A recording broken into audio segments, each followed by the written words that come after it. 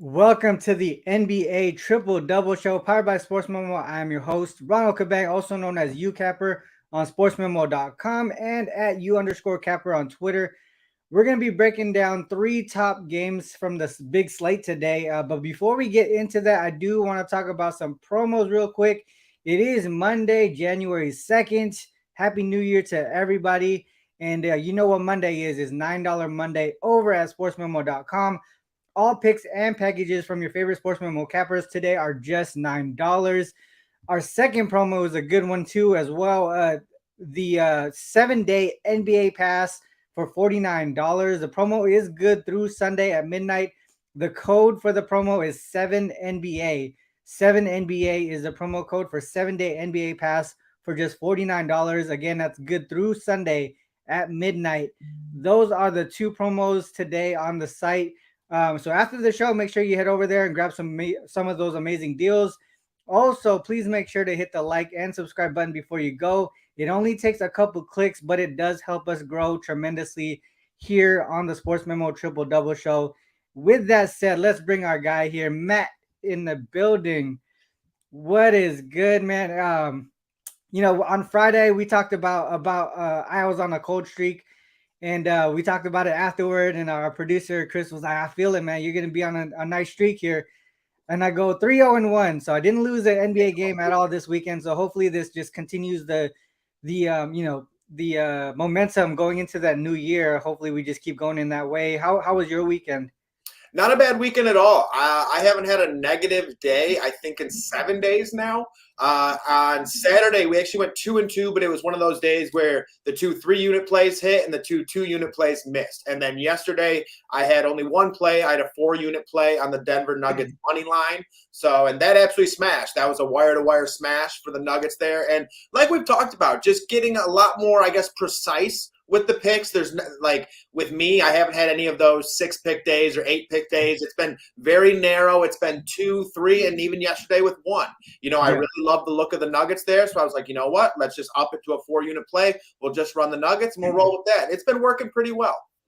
Yeah, it's been a good run this week. Three straight positive days. Hopefully we just keep going here into Monday. And with that said, let's get into that first game here. The Pelicans and the Sixers. Pelicans, they're coming off a 15-point loss to the Grizzlies on New Year's Eve. Prior to that, though, they did win 5 straight games. This is the third game in 4 nights as well for them. And they did not play yesterday, though, so they did have some rest between the games. This is also the second of a 2-game road trip. They do go back home to face the Rockets on Wednesday. The Sixers, they're coming off a nice 19-point win over the Thunder on New Year's Eve. They're also playing their third game in 4 nights, but also just like the Pelicans, they didn't play yesterday. This is the first home game following a 4-game road trip, and you know what that means. It's one of those ways to look the other way, but we'll see how that goes today because from an injury perspective, right, we see Nance, Ingram, and Liddell once again out for the Pelicans.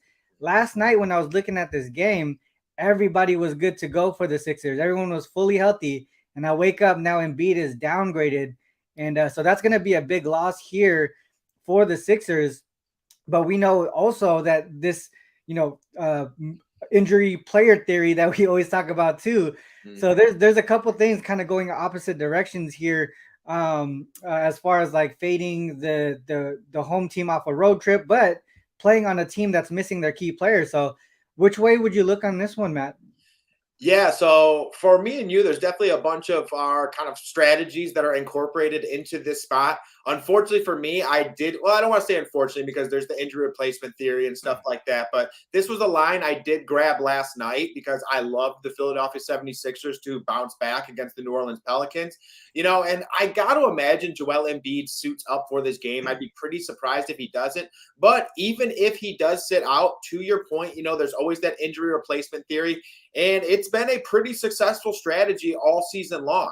In this spot, though, the 76ers do face off against the New Orleans Pelicans. And this is a game where, again, I do view it as a great bounce back spot for the 76ers. Only a couple nights ago, the 76ers lost to the Pelicans in New Orleans. They lost by 11. And this was a spot that we faded last time because Tyrese Maxey was reinserted back into that lineup. We've talked about this numerous times. When a star player is reinserted back into a lineup, it really does disrupt that chemistry, that synergy. And, it proved to be correct once again. The 76ers lost by 11. But in this spot, I very much back the 76ers because, for one, it's very tough to go out and beat an NBA team 2 times in a row, let alone a team like the Philadelphia 76ers. Especially if Joel Embiid does play, this is a team that is without Larry Nance, so they do lack some depth at the center position. Again, I would expect Joel Embiid to play. I'd be pretty surprised if he doesn't. But again, going back to the injury replacement theory, still a very confident strategy, if not. And then this is a 76ers team who historically plays very well against the Pelicans. In their last 8 games, the 76ers are 6-2 against the Pelicans. And, the 76ers are also a team that plays very well at home. They're 14-5 against the spread at home, while the Pelicans are 7-9 on the road. And, for me, I actually went money line with the 76ers, just kind of upped the confidence play and forewent the spread here on top of that. And a lot of it is just because how good the 76ers play at home. This Pelicans team is still good. They're still scrappy. So I could potentially see it staying within that 4. So again, that's why I did go with that money line. But in the last matchup, Joel Embiid had 37 points, 8 rebounds. I think he does very much like this spot against the Pelicans. He likes going up against them. And if he doesn't play, someone I would actually look to would potentially be Tyrese Maxey. This is going to be his second game back, and he should probably be around 24, 25 minutes. And we'll see if a prop line comes out. I think that could be an interesting number. But now that in his second game back, getting his feet back under him, could go out and score some good points here and have an increased role if, in fact, Embiid is out. Again, these are 2 teams that are top defensively throughout the NBA as well. So I do expect it to stay a little closer. But I give the edge to the 76ers due to the fact that they're at home, have a revenge factor here, and need to start stringing some wins together on top of that. Yeah, you bring up some good points there, Matt. I think I had some of those same notes here. And for the most part, I am also looking towards the Sixers here. The Pelicans own 5 ATS as road dogs versus teams with a winning record. And it doesn't help that Ingram continues to be out for them. They really need him to play against these upper tier teams like the Sixers. Even if Embiid is out, Maxey is back too. So they still got 2 really good players here with Maxey and Harden. In those games where they're road dogs, the Pelicans are averaging 111.6 points per game and allowing 122.8 points per game. So they're actually losing by double digits on average in those 5 road games there versus teams with a winning record. On the Sixers side, you mentioned how good they are at home, right? 14-5 straight up, 14-5 ATS. They've actually won and covered 13 of their last 14 home games, including 7-0 straight up and ATS at home versus teams with a winning record. So they play up to their opponent's level against these upper tier teams, and they're almost winning by double digits. Average margin in those 7 games, 9.6 plus 9.6 per game. And you mentioned the revenge factor as well. Sixers are 5-1 straight up and ATS in in-season revenge. They did lose to the Wizards outright on December 27th. That was the only loss and non-cover in revenge games this season. But the Sixers were coming off a road win against the Knicks on Christmas Day, while the Wizards had 2 more days of rest. So that's tough to kind of be in that position. So I could see why they lost that game. And then like another thing that I mentioned, even if Embiid is out, he is questionable today. He got downgraded. This is Maxey's second game back from a long layoff. So, and there was they had some extra rest as well. To me, I feel like maybe he's had enough time to get his conditioning up here. So I would only look towards the Sixers here, and it only helps that the line has come down since Embiid was moved down, downgraded to questionable. So for me, I could only look towards the Sixers here, regardless of whether or not Embiid is in. Any other prop perspective looks on that game from the Pelicans side? I know we looked at McCollum assists when Zion was out, but with Zion back in, do they go back to him as being that sort of that primary ball handler like they were a week or 2 ago? Yeah, I think so. I think a lot of this does come down to if Joel Embiid is locking down that middle for me. So I would like to know if he's in or out. But someone I was actually considering today, I haven't dug into it really just yet, but I like CJ McCollum because, anytime someone is going against Tyrese Maxey or James Harden, those are actually two of the worst guarding defenders throughout the NBA, either or. So if you get switched onto either of them, it's a good matchup. It's a favorable matchup for CJ McCollum. Zion is definitely that number one, but CJ is still a guy who gets around 15 shots a game.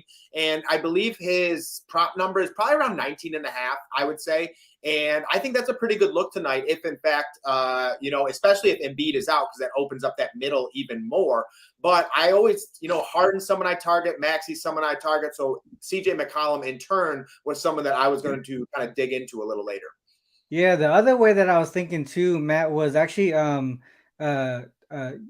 Niang threes Okay, possibly. Yeah, especially if Embiid is out, Niang threes would probably be the way that I go. Just pull Valanciunas out of that middle there. The other thing too, you bring up a good point of the terrible defense from the guard position there. Because the other way that I was looking is actually to the over here with him if Embiid is out, because the pace is going to pick up, right? The pace is going to pick up. There's no paint protection there against Zion. I could see there could possibly be a lot of points there if Embiid is out. All right, so next up, we got did you have something else to add?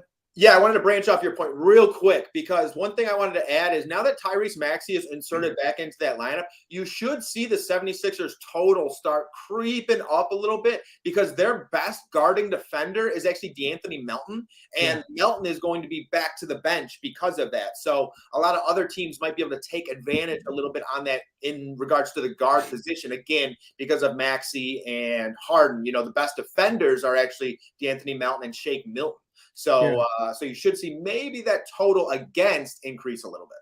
Yeah, that's actually a good point too. Maybe a first quarter over as well, because if Embiid is out, there's going to be adjustments to be made, and that would probably happen after the first rotation. Yeah, and Harden. Someone commented on Harden if Embiid is out. Yeah, that's a smash spot if Embiid is out for sure. I like it. I like that breakdown we just did of that game. I love it. Yeah. All right, so Hawks Warriors is up next here. The Hawks have lost 3 in a row now. This is the first of a 4-game West Coast road trip. The Warriors on a 4-game winning streak, and it seems like they're really getting it done on the defensive side of the ball, man. They've held their last 4 opponents to under their team total at home. All 4 games were at home.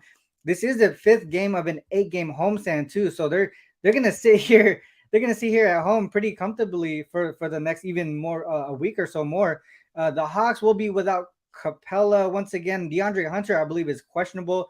Yeah. On the Warriors side, they're actually dealing with even more injuries than before. Curry, Iguodala, JaMychal Green, Wiggins are out, and then now they're adding Wiseman and Kuminga out as well. So they're going to be pretty short-handed today. Hawks 3-8 straight up, 4-7 against the spread as road dogs with an average full game margin of minus 6.4.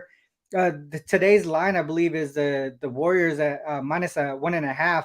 From a team total perspective, they're 7-4 to the under in those games as well as road dogs. There's a few things that I was looking at here. Initially, I was looking at the Hawks team total under because of how well the Warriors have been playing defense.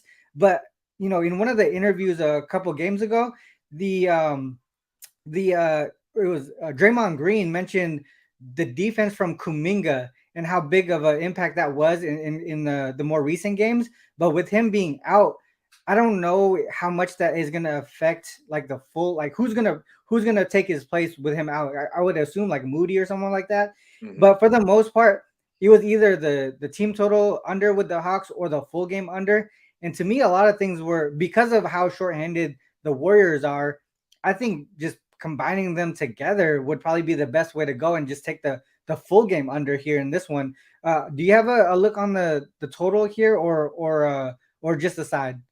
So this one is going to be a side for me. This isn't going to be an official play or anything like that. I definitely like the 76er spot a lot more.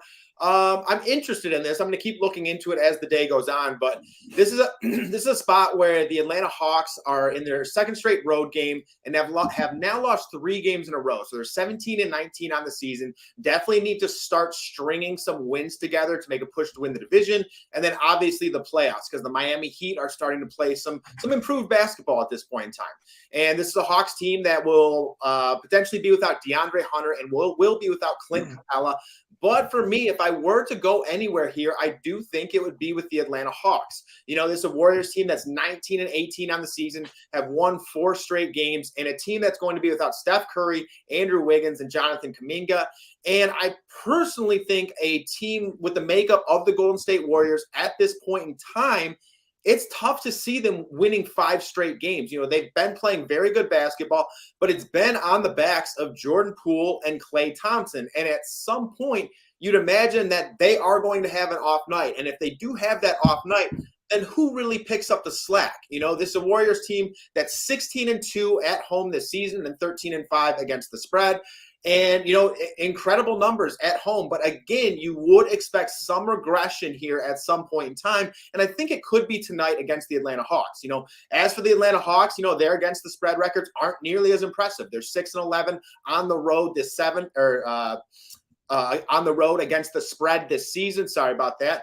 And I think this is a team that actually does match up well against the Warriors in this spot. Once again, do think the Warriors are due for a letdown here. And I think where this game could turn in favor of the Hawks is actually going to be the bench. Because, again, the Warriors are going to have a pretty weak bench in this spot due to the fact that there are so many injuries. So all these players need to get pushed up a little bit. You have these G League players on top of that. And then, again, the injury replacement theory doesn't really hold true here because these guys have been in for so many games in a row and these players have missed so many games in a row. So in addition to that, not only would I lean the Hawks here, but someone I'm definitely looking to on the bench is Bogdanovic. You know, he's someone he's a very good spot-up shooter. I think he's going to like the pace of this Warriors game. On top of that, Jordan Poole definitely likes to push the pace. And he's definitely someone who I think could, you know, go off for 3 or 4 threes, have a 15-point to 20-point game, and really help to push this Hawks team forward. So for me, if I went anywhere, it would actually be with the Hawks in this spot. And I'm definitely taking a look at Bogdanovic. Yeah, I mean that's a good point there as far as the player prop goes. I think I just continue to look at this under here. There's a lot of things that are pointing in that direction, especially how the Warriors have been doing at home defensively.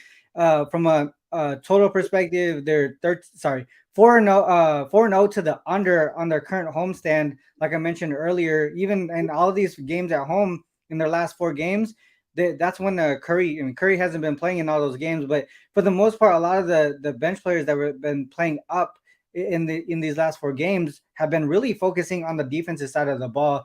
And for me, I think that's probably just the way that I'm going to go. I don't know if I'm going to do the team total under because there's some things on that side that you mentioned. The Hawks do match up well with this squad because if you think about it, the Warriors turn over the ball at a high rate. This could be a spot where the Hawks are able to get some turnovers and turn those into points off turnovers, a good amount of points off turnovers. And I think from a total perspective, another reason why I like to go to the under is because of what you mentioned, how shorthanded the Warriors are. They're going to have to spread these minutes out, and they can't continue to play fast pace throughout the whole game with only like eight active players or whatever it might be. So that might be the way that I go. It's probably the full game under there. I don't know. As good as the Warriors have been doing from a straight up and ATS perspective, 16-2 straight up, 13-4-1 ATS. I just don't know how much this team is gonna, how well this team is gonna do with being so short-handed. I mean, if Kuminga was in, if Wiseman was in, they would have lengthier bodies. But right now, it seems like you're right. The Hawks do match up well with this Warriors team, but for the most part, I think 237 might be too much here. Another thing that I want to talk about too is they don't. So if both of these teams are inefficient offensively, neither team is really great at offensive rebounds. So it's not like they're going to get second chance points in these spots either. They're really good defensive rebounders, but bad offensive rebounders. Both teams are. So yeah, the only way that I could look is probably to the under 237. Shout out to the chat here, Dave Redling. Matt, I don't know if you saw his message about the revenge factor there. Did you have anything to say about that one? Yeah, I completely disagree with that. That's something that I take very often in the NBA, and I understand everyone's got their opinion, everyone's got their own strategy, everyone does things different, but you're always trying to find a little something to go off of. You're always looking for little bits and pieces. You're trying to create a narrative that could occur, and yes, sometimes you go off of pace, sometimes you go off strength of schedule, defensive efficiency, stuff like that. But again, you're trying to add in little bits of pieces to try and get on the right track for that night. And for me, I do think revenge definitely lies in factor. For me personally, knowing how I am, and when I played sports and stuff like that, if there was someone on a team that I felt like doubted me or someone who was talking shit to me, I wanted to go out and get after him. I wanted their blood. And that's just how I am as a person. And I think a lot of these players think of things the same way. But again, everyone thinks of things different. Everyone strategizes different. I completely understand that. But for me, I do rely on, not heavily or anything along those lines, but I definitely do like to play revenge factor into some things. Yeah, the one thing that I want to add to that too, I mean, you can't. I think every team is different. Every player is different with this revenge factor. But for the most part, the reason that I bring it up is because the players bring it up, right? If you listen to them during their post game interviews or even before the games against specific teams, you can hear it. They actually say that they want to take this game a little bit more seriously because of what happened in some previous game or what the other person might have said in the media. So there is that factor of how they want to play against certain teams and certain players. When players don't like each other, they're going to try their best to go off. So they have some type of motivation that's going to push it a little bit more. We can always go off trends, we can always go off of stats and analytics and all that stuff, but there's also that human element to it, right? You gotta see what type of motivation that these players are in.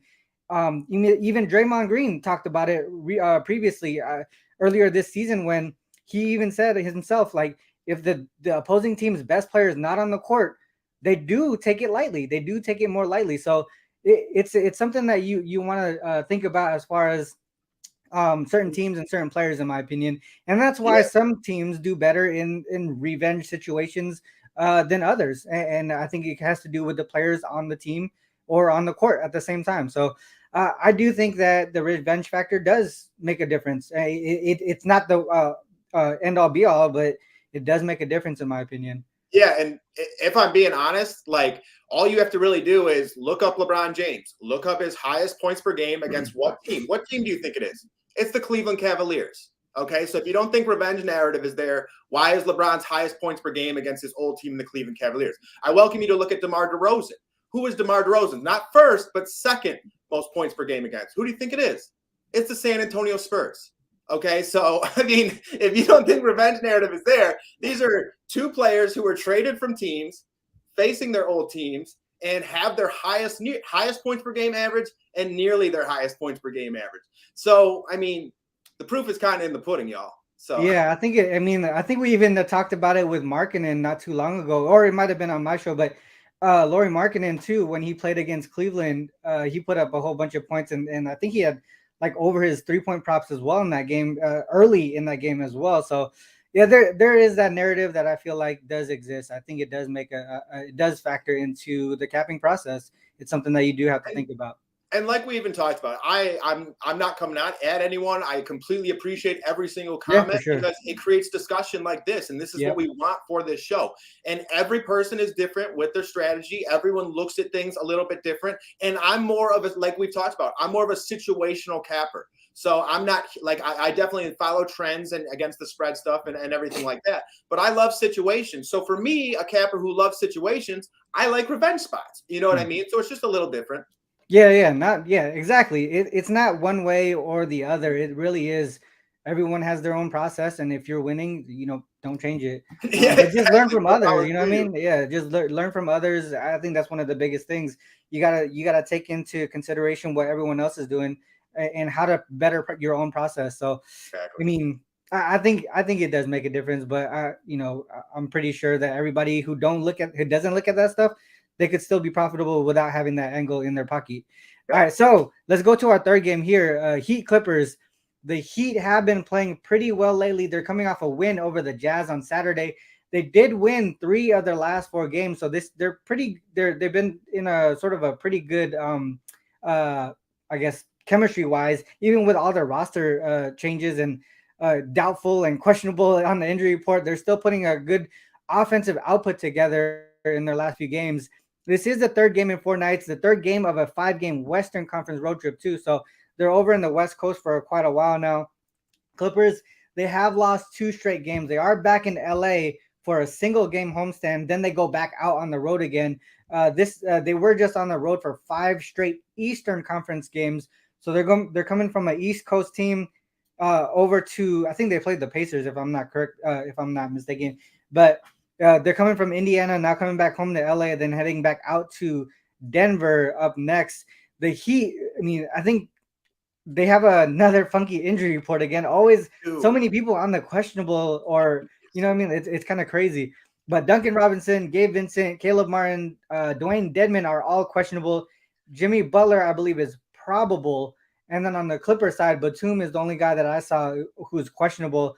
Man, we talked about this before, but the Heat and the Clippers are the worst teams with the injury report. Sometimes I don't want to take anything on these games until we fully, completely know who's going to play. Because even if Jimmy Butler is probable at this moment, maybe he gets downgraded prior to the game. But who knows? What are your thoughts on this one? Yeah, honestly, it is definitely a weird spot, not only because of the injury report, but like for the Clippers, they were just on a 5-game road trip. They're back home for 1 game, and then they head back out for another 2-game road trip. That's usually a spot where I like to back the team who's at home for that 1 game before heading out again, because I personally feel like that's a spot where they want to get that game before heading back out. And with the Clippers right now, I do feel like at some point here, they're going to become a bet on team. They've lost 2 games in a row on the road trip, like I was saying. Clippers team that's now 21-17 overall, and potentially full go other than Nicholas Batum. Again, I think Kawhi Leonard is starting to come back into his own. He's a little inconsistent here still at this point in time. It's like 1 game, he'll completely take it off, and the next game, he'll be aggressive as hell, and he looks great. So I got to feel like at some point, Kawhi Leonard here is going to get it going, going to get a little more consistent here as well. And then as for the Heat, 19-18 on the season, coming off a win against the Utah Jazz. Jimmy Butler, game time decision. Caleb Martin, game time decision. Like you said, very funky injury report. But one thing I'm definitely looking to here, again, I do lean Clippers here with the -2.5. Probably won't make an official play or anything along those lines. But one thing I'm a little more interested in is actually this under at 219. I do like playing these lower totals. These are 2 teams who are some of the best throughout the NBA in defensive efficiency. The Heat are 8th in overall defensive efficiency, and the Clippers are 6th, okay? To add to that, these are 2 of the slowest teams in the NBA. The Heat are 28th in average pace, and the Clippers are 22nd. So, again, I expect this to be a slower style basketball game and a very defensive-minded basketball game. You got defenders like Kawhi Leonard and Paul George to help guard guys like Jimmy Butler and Tyler Herro. And then on the other end, Jimmy Butler's a great defender as well to help match up against guys like Paul George and Kawhi Leonard. That is to say that he plays. But even if Jimmy Butler plays, this offense is going to slow down a lot.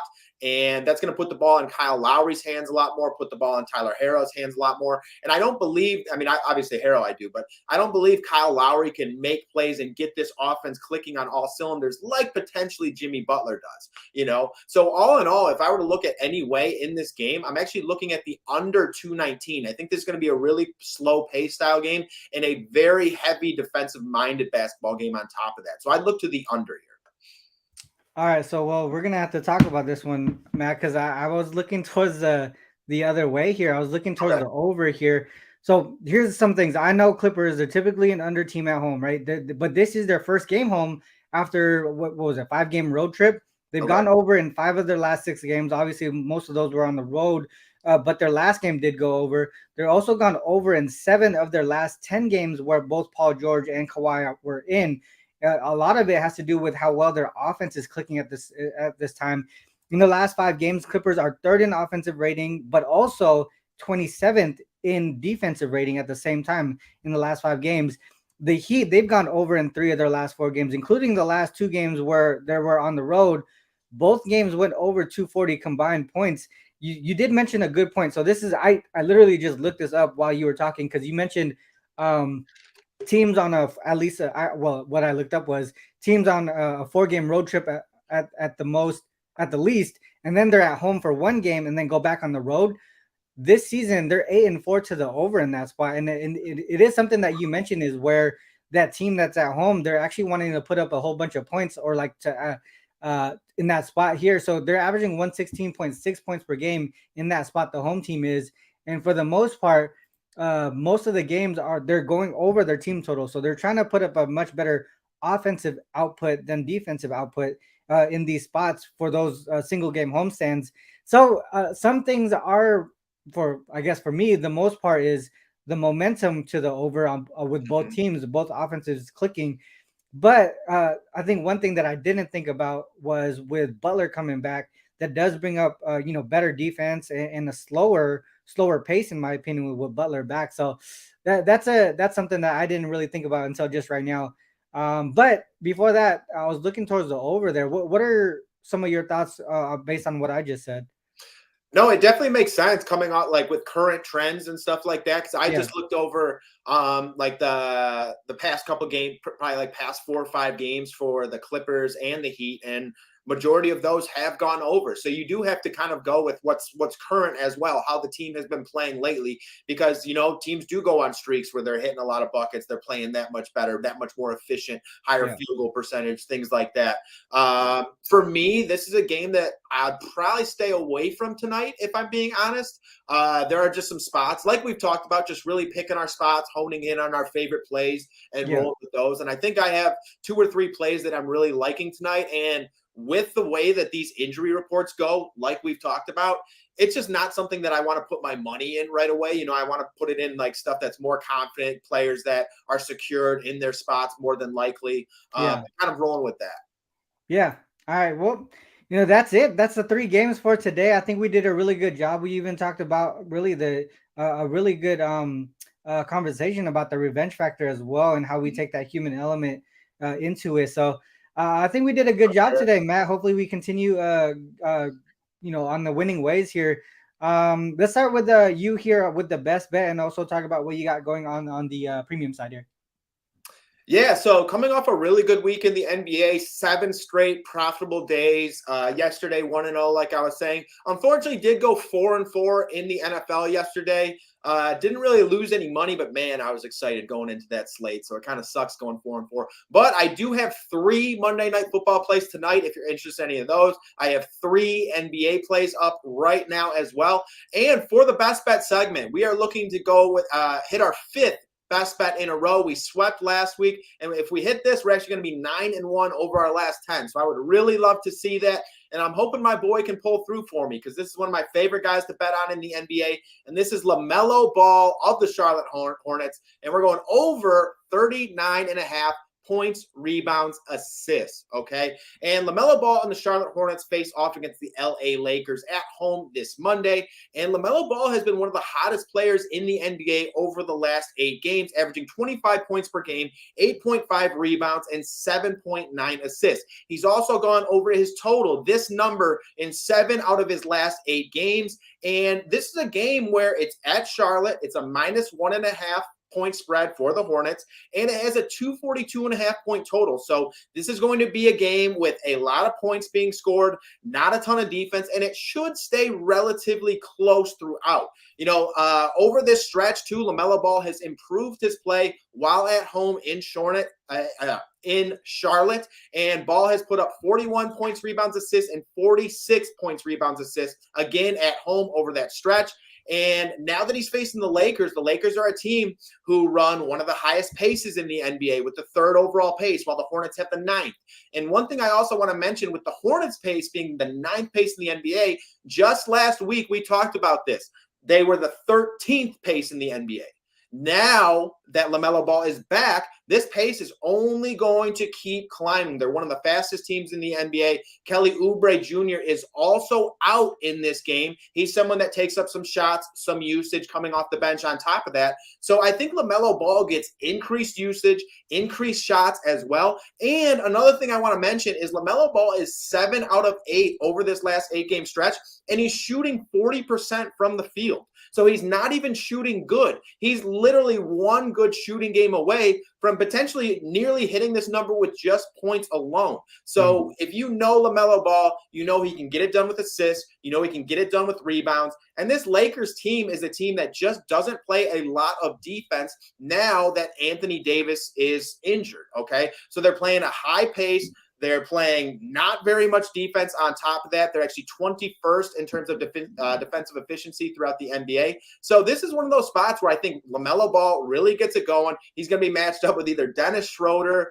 Patrick Beverley, or Lonnie Walker Jr. So, yeah, some pretty good matchups on top of that. And we all know how aggressive LaMelo is. He's taking around 20 shots per game. I think this is a great spot against the Lakers. High pace spot, low defense, high total. Give me LaMelo Ball over 39.5 points, rebounds, assists. Let's make it 5 best bets in a row. I like that look a lot. I think I might have asked you about LaMelo Ball last week too with his 3-point prop as well. But just taking the PRA in general, it makes a lot of sense in this spot. I love playing LaMelo Ball. Especially with the pace that they play. How you take any unders with this guy? I like that look a lot. All right, well, for my best bet, I'm going to go with the Hawks and the Warriors under in this one. I mentioned a lot of points that pointed toward the under. Hawks, they have been only averaging 109.3 points per game as road dogs this season. They're 3-8 straight up, 4-7 ATS. A lot of the things are pointing towards them struggling offensively here. And if we look at the Warriors, they've been really dominant at home, like I mentioned earlier, 12-2 straight up, 13-4-1 ATS. But more importantly, a lot of those games have been going under. And if we focus in on teams on the Eastern Conference traveling to visit the Warriors, those games are 6-1 to the under. So teams aren't traveling well or doing well offensively in those spots coming to visit them. Normally, I would look towards laying the points in this spot here, just because, like what I mentioned, how well they do at home. But for the most part, because they're so short-handed today, I want to take the full game under with both teams combined. I think the Warriors, with them being short-handed, without Curry for the most part, they're going to continue to focus on the defensive side of the ball to be their primary way of winning these games. They're only looking towards a couple people to score a lot of the majority of their points. But guys like DiVincenzo, and even though Kuminga is hurt right now, but he's been playing a lot better defensively. I think that's just going to be their personality for a while until Curry comes back.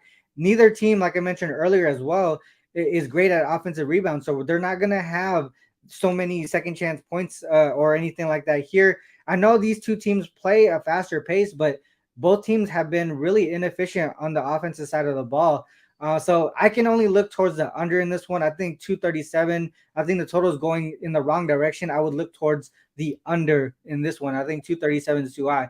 I think coming after the Christmas break or during that Christmas break, a lot of the games have been going over. So we're seeing a lot of totals get more inflated in more recent games. So there's going to be a point where the under is going to be a big buy on a lot of the games during the week, in the upcoming weeks, because totals are just going to be so inflated. And until everything gets kind of back to normal, I would look for the unders in most games, and this one is going to be one of them. As far as the premium side, I do have the $9 Monday package up. I do have 2 plays in them right now, but I think I'm gonna have a couple more plays through the day that I will be adding to it. So if you guys grab the $9 Monday play, I believe you can get the 2 plays now, and then whatever I add throughout the day. So if I'm not mistaken, that I believe that's how it works. If not, then just DM me or whatever it might be. All right. So with that said, I think we went through the 3 games pretty well, Matt, and also we talked. I really like that conversation we had about the revenge factor. I think that's something that really needed to be said. It's just personal preference or how whatever you want to call it, but I really do think it does make a difference for certain teams and certain players. But any last words before we cut out? No, yeah, and I just wanted to kind of branch off on that point, and that shows how important the chat is sometimes. We greatly appreciate all of your comments, everyone dropping by, watching the show, everything like that, because Dave's comment about the revenge factor got us off of kind of on a pretty cool discussion and a little bit of a debate, and probably gave some point of views that some of the viewers may have not have thought of either. So greatly appreciate that, and you guys make the show, and greatly appreciate you stopping by, and of course, Happy New Year. Let's get these wins in 2023, baby. Yes, sir. I think myself, picking up the momentum that I had through this weekend, I really want to pick it up and keep going. I think the board is really coming together for me now. And one thing that you mentioned earlier is picking our spots. And I think doing that this weekend versus, kind of playing more games than I should, it has been pretty beneficial. So Yeah. I'm just going to continue doing that and see where we go from there. Hopefully we get back on the top of the leaderboard again for three straight seasons. So Hell we'll yeah. see how it goes, man. We'll see you on the leaderboard as well pretty soon. All right, well, with that said, that's the end of the show. We'll see you guys Wednesday, 10 a.m. Pacific. We'll see Jeff Michaels here on Wednesday. So until then, good luck with all your action. Peace. Peace out, y'all. Good luck.